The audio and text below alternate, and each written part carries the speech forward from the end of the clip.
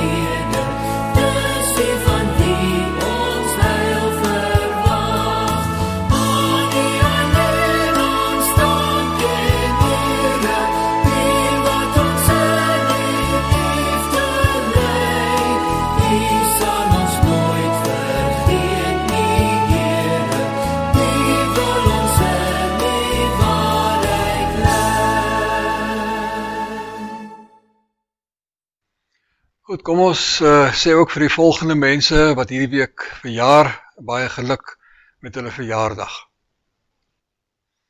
Vandag verjaar Kypie Dippenaar, James van Dijk en Roan Willemse en Sion Willemse.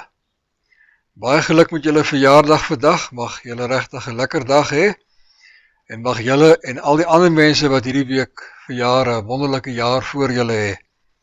Môre verjaar Jeanette Badenhorst, Doretta Du Plessis, Annetjie Fik, Desmond Kraus, Inge Kreer, Linkie Lou en Bobby Strydom. Dinsdag verjaar Mackenzie Jacobs, Woensdag verjaar Nella Conradi en Zaria Swanepoel, Donderdag Christie Meiburg, Vrydag Elmarie Botha, Reinhard Meyer en Tuti Pretorius en Saterdag verjaar Zoe de Pree, Oliver Goodburn en Elmarie Mane.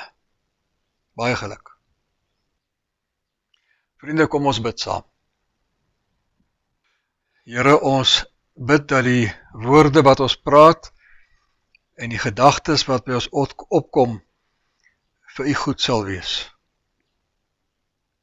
Ons bid dat dit so sal wees nou in hierdie tydjie wat ons saam is, maar ook in alles wat ons doen of dink of sê in die week wat kom, in watter situasie ons ook al mag bevind.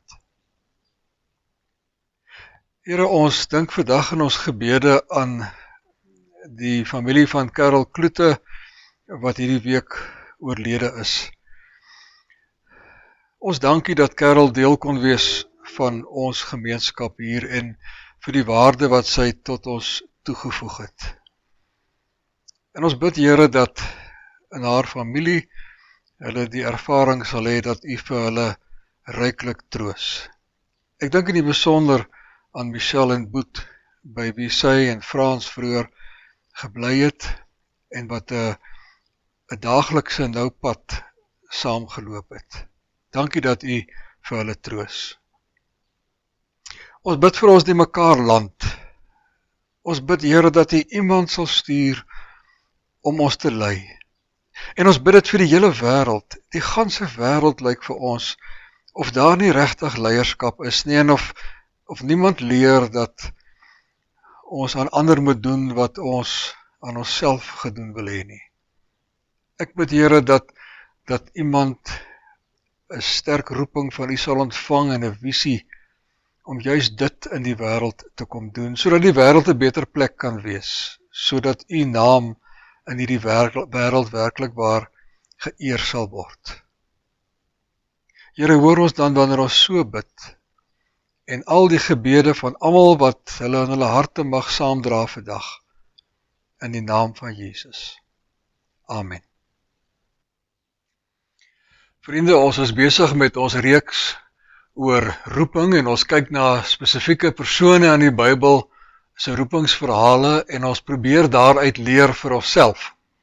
Ons het begin met Abraham, en toe het ons verlede week gekyk na Jakob, na die verdieping in sy roeping, en vandag staan ons 'n bietjie stil by Moses. En die tema vandag is, God roep jou en rus jou toe.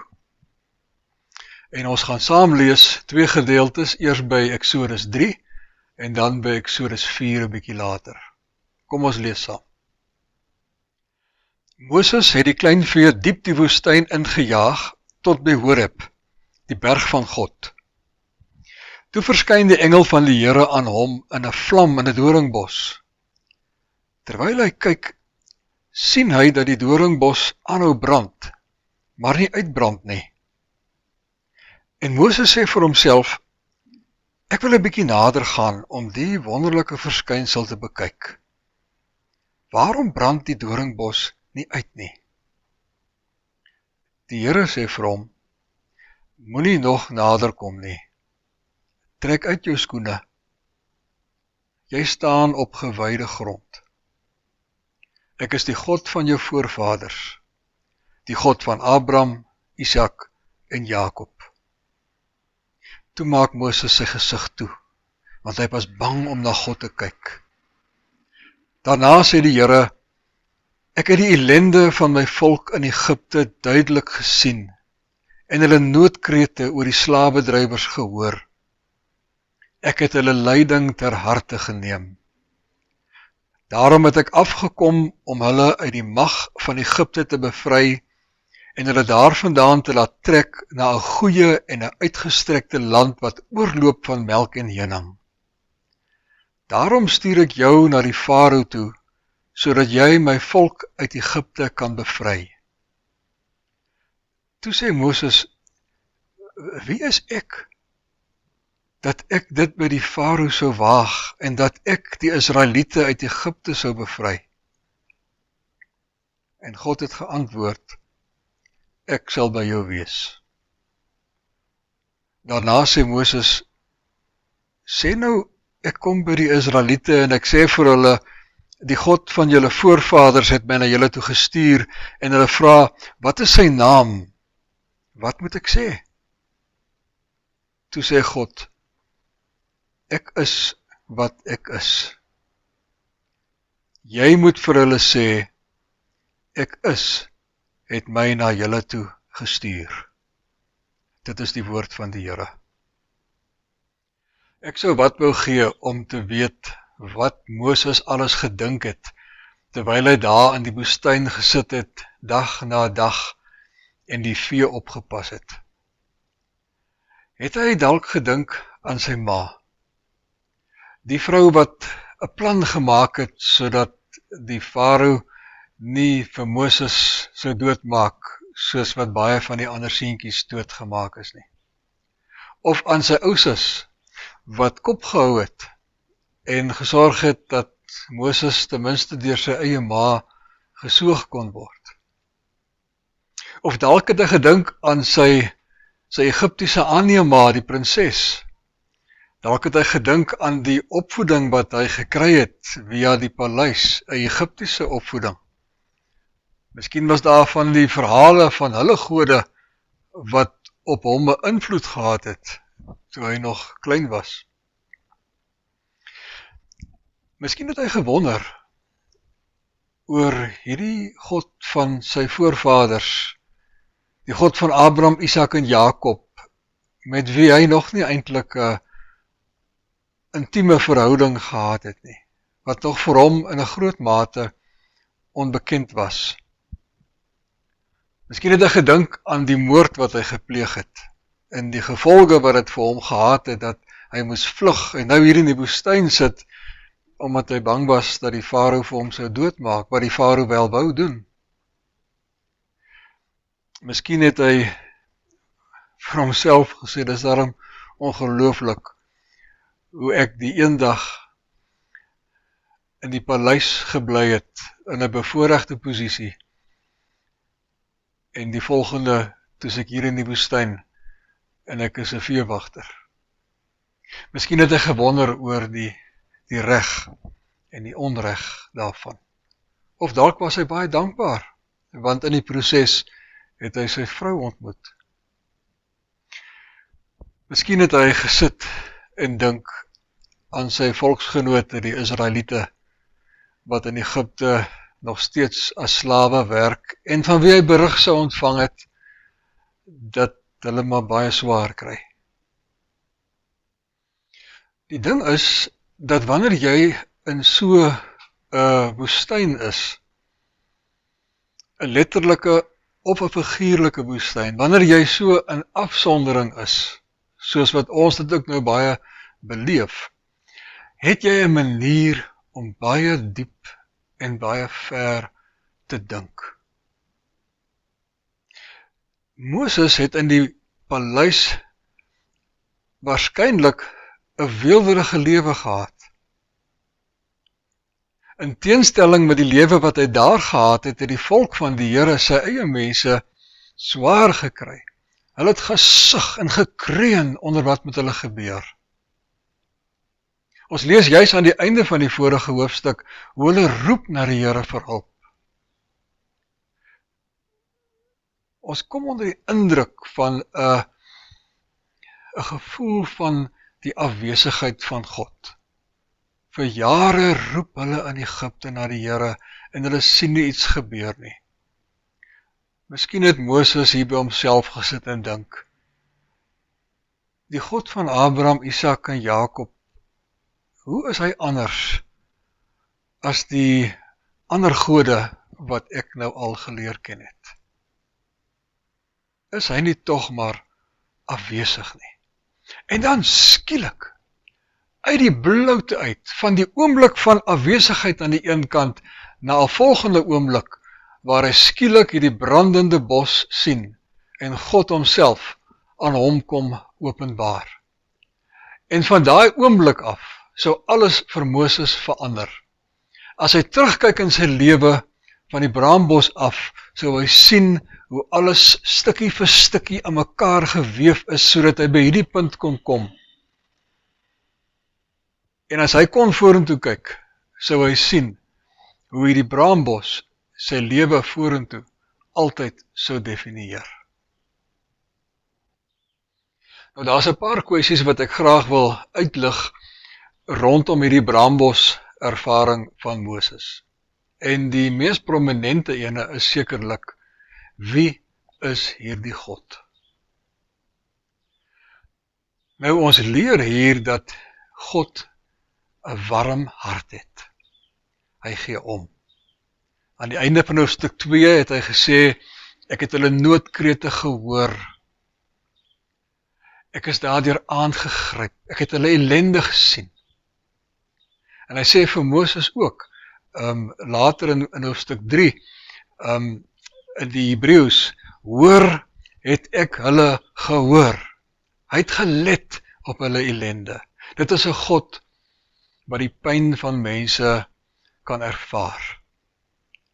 En die pyn van mense maak dat sy barmhartige hart aan die werk spring. Omdat hy barmhartig is, kan hy pyn voel. Omdat hy regverdig is, verag hy onreg. Omdat hy getrou is, onthou hy sy beloftes aan Abraham, Isak en Jakob. Die God met die warm hart, wat nie vergeet nie. Maar nou vra Moses ook vir die Here, wat is sy naam? Kyk, hy het dit gevra, omdat hy gesê het, die Israeliete sal miskien vir hom vra, wie is hierdie God, in wie sy naam jy dan nou kom? Want ons het hier met geweldig baie gode te maak. Maar het kan ook wees, dat Moses eintlik die vraag vra, omdat hy self nie lekker weet nie. Hy het nog nie by die Here pad geloop nie. Nou vra hy, wat is u naam? En dan kry hy hierdie vreemde antwoord. God het die vreemdste naam wat jy jou kan indink. Ek is. Dit kan ook beskryf word as ek is wie ek wil wees, of ek is soos wat ek is. Dit kan ook wees, ek sal wees wie ek sal wees, of soos wat ek wil wees. Jy sien, dit is 'n vreemde soort van 'n naam wat die Here vir hom self het. Jy kan God nie vasvang in 'n naam nie. Jy kan nie een beskrywende naam gee vir die Here en sê dit is hoe die Here is nie. Die Here het doodgewoon te veel kante. Jy kan nie 'n definisie by God sit nie. Jy kan hom nie vasgryp in 'n definisie nie. Al wat kan gebeur is dat hierdie God vir jou vasgryp en met jou 'n pad loop soos wat hy die pad met jou wil loop, sodat met jou kan gebeur wat hy wil hê met jou moet gebeur, of deur jou kan gebeur wat die Here wil hê deur jou moet gebeur. Ons kan God nie vasvang in 'n definisie nie. Weet jy, hoe ouer ek word, hoe minder het ek behoefte om God te verstaan. Hoe ouer ek word, hoe groter 'n misterie word God vir my. Ek sal nie wil hê dat dit anders moet wees nie. Die vreugde vir my lê daarin, dat God vir my onbeskryflik is. En juist daarom, met elke nuwe situasie, kan God homself openbaar op 'n nuwe manier, op 'n vars manier. 'n manier wat vir jou aanspreek. God, die misterie. Hy roep daardie dag vir Moses en vir ons. Die tweede ding wat duidelik uitstaan, is Moses se vele verskonings, net soos wat ons ook maar het. Kom ons lees daaroor by Exodus 4. Maar toe sê Moses, sê nou die Israeliete glo my nie, en luister nie na my nie, en hulle sê die Here het nie aan my verskyn nie. Toe vra die Here vir hom, wat het jy in jou hand? 'n kierie, antwoord Moses. Gooi die kierie op die grond, sê die Here vir hom. Toe hy dit op die grond gooi, word dit 'n slang. Die Here sê vir Moses, steek jou hand uit en gryp hom aan sy stert. Moses steek sy hand uit en gryp hom, en skielik word dit weer 'n kierie in sy hand. Toe sê die Here, op grond hiervan sal hulle glo dat die Here, die God van hulle voorvaders, die God van Abraham, die God van Isak, die God van Jakob, aan jou verskyn het. Toe sê Moses, ag Here, ek kan nie goed praat nie. Ek kon nie vroeër nie, en ek kan ook nie nou nie. Ek praat swaar, en my tong sukkel. Daarna sê die Here vir hom, wie het aan die mens 'n mond gegee? Is dit nie ek, die Here nie? Ga nou. Ek sal jou help met die praat en jou leer wat jy moet sê. Maar Moses antwoord, asseblief tog, Here, stuur liewer iemand anders. Toe word die Here kwaad vir Moses en sê, Aaron jou broer kan sy woord goed doen. Hy is al op pad om jou te ontmoet. Sê vir hom wat om te sê. Ek sal by jou wees as jy praat en by hom as hy praat.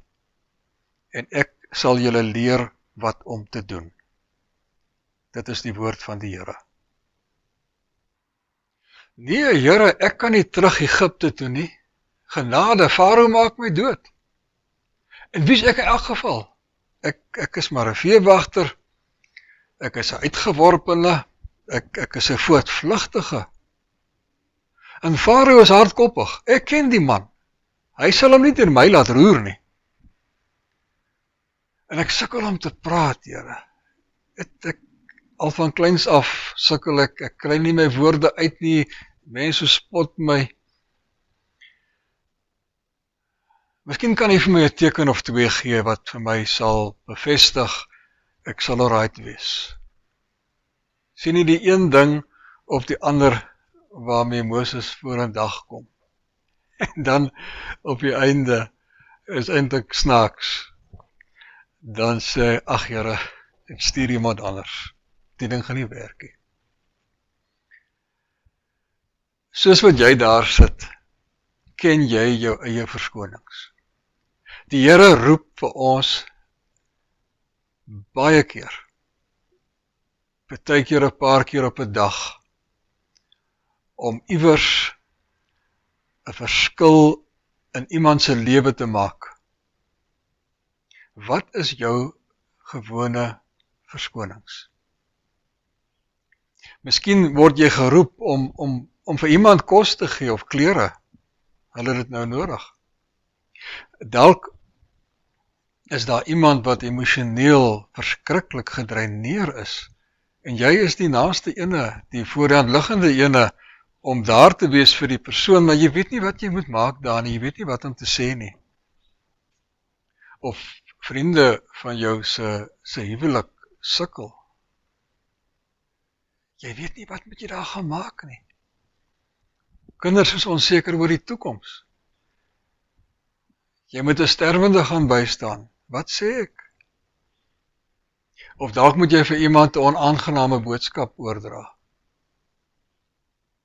Of miskien word jy geroep om iemand lief te hê wie se dade jou eintlik afsit, jou verfoei. Miskien moet jy gewoon net gaan getuig van wat die Here in jou lewe gedoen het. Maar jy duins terug. Wat is jou verskonings? Is dit nie maar baie dieselfde as Moses sinne nie? Ag Here, wie's ek? En my sonde, jy ken my tog, jy weet ek is 'n sondige mens, en ek sukkel om te praat, ek het nooit die regte woorde om vir mense te sê nie. Ek weet nie hoe om te maak as ek daar kom nie. Ag Here, gee tog vir my tekens. Of op die ou einde, ag Here, stuur iemand anders. En die hartseer is baie keer dan ignoreer ons eenvoudig die roeping en dan moet die Here iemand anders stuur. Maar dit was toe nooit sy eerste keuse nie. Wat is jou verskonings?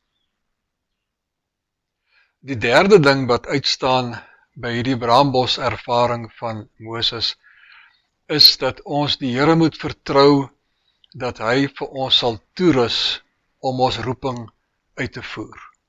En hoe het die Here nie vir Moses toegerus nie? Net sy ervaring na sy geboorte.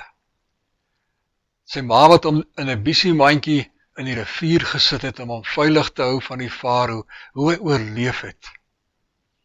Hierdie kind wat die verhaal gehad het om te vertel van ek is op hierdie manier wonderbaarlik gered.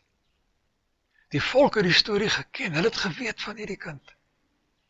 En hier kom die kind na hulle toe en sê, ek het my gestuur.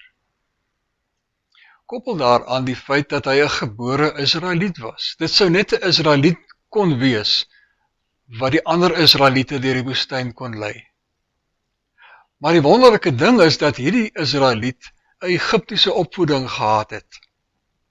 Hy kon hulle taal praat. Hy het hulle godsdiens daarom geken. Hy het geweet hoe hulle retoriek werk, hoe hulle redeneer. Hy het hulle kultuur geken. En daarom sou hy die beste persoon wees om met die farao te kon onderhandel. Verder het hy die protokol van die paleis geken. Alhoewel hy nie lus was om na die paleis toe te gaan nie, en terwyl hy geweet het dat hy eintlik 'n gesoekte was, het hy geweet hoe werk dinge in die paleis. Hy was gestroop van enige grootdoenerigheid. Hy was weg daar, hy was nou 'n gewone veewagter in die woestyn gewees. Maar juist die woestyn was deel van sy toerusting, want dit het hom ryp gemaak. Hy kon daar diep dink oor homself, hy kon dinge deurwerk. En dan het die Here vir hom verder bemagtig met al die tekens wat hy vir hom gegee het. Eerstens die kierie. 'n Kierie wat 'n simbool is van leierskap. Maar toe word die kierie 'n slang, en die slang was nou juis 'n simbool gewees van beide wysheid en van genesing.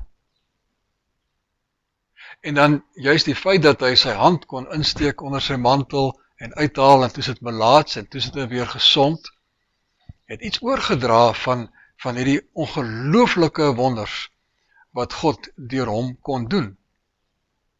En dan die derde teken wat die Here vir hom beloof het, was dat as hulle hom nie wou glo nie, moes hy net water uit die Nyl uithaal en dan sou dit in bloed verander. En die vierde het die Here gesê, julle sal op hierdie berg vir my kom aanbid, en dan sal jy dit weet. Ek het jou gestuur. En dan gee die Here nog vir hom 'n verdere voordeel. Hy stuur vir hom sy gesoute broer, Aaron. Een wat hulle bietjie meer van die lewe gesien het. Een om aan sy regterhand te stap, om vir hom sterker te maak. En dan die baie belangrike. God sê, ek gaan saam met jou. Ek gaan saam met jou. Wat 'n ongelooflike vraag vra die Here vir Moses as hy vir hom vra, wie het vir jou mond gegee? Wie gee vir die mens 'n mond? Ek het vir jou al hierdie toerusting gegee. Gaan nou. En dan stuur hy vir hom met die belofte, ek sal by jou wees as jy praat, en ek sal by Aaron wees as hy praat, en ek sal vir julle leer wat om te doen. En dieselfde geld vir ons. In watter situasie die Here jou ook al instuur, ek sal by jou wees, en ek sal vir jou leer wat om te doen. Die Here seën ons. Vriende, ons gaan nou saam bid, en daarna as 'n voortsetting van ons gebed, gaan ons saam met Robin Mark sing, All to Jesus I Surrender. Kom ons bid saam. God van Abraham, Isak en Jakob, laat ons nooit vergeet dat U 'n misterie is nie. Dat ons U nie kan vasvat in een of ander definisie nie. U is. Laat ons nooit vergeet dat U vir ons roep nie. En laat ons nooit vergeet dat U vir ons toerus vir ons roeping nie. So Here, daarom kom ons dan nou en ons bid dat U vir ons uitstuur en dat ons in hierdie week ons roeping sal vervul. Laat ons die klein roepingkies nie miskyk nie, omdat ons uitkyk vir die grootes nie. Here, laat ons verstaan dat elke roeping, so klein is wat dit mag lyk, 'n groot daad is wat U in iemand se lewe verrig. Ons prys U naam. Amen.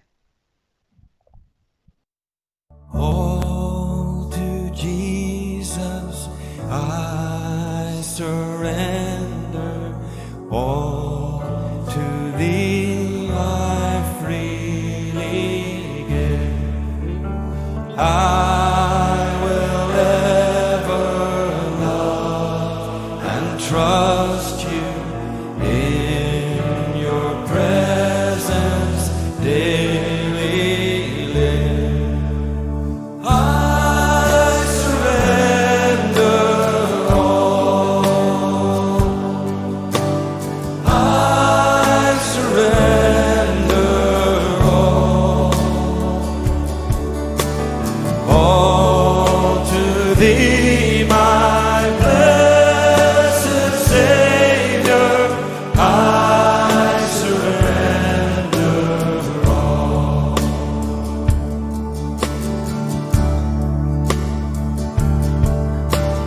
All to Jesus I surrender, Lord. I give myself to thee. Fill me with your love and power. Let your blessing fall on me. I surrender all. I surrender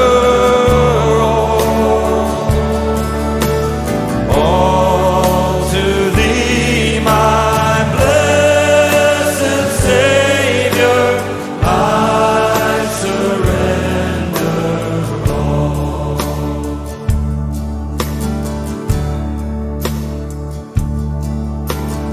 All to Jesus I surrender now.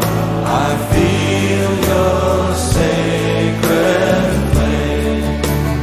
Oh, the joy of full salvation.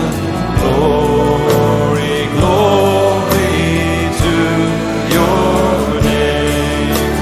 I surrender all. I surrender all to thee, my blessed Savior. I surrender all. I surrender all. I surrender all. I surrender all to thee, my blessed Savior. I surrender all to thee, my blessed. All to thee, my blessed Savior. I surrender all.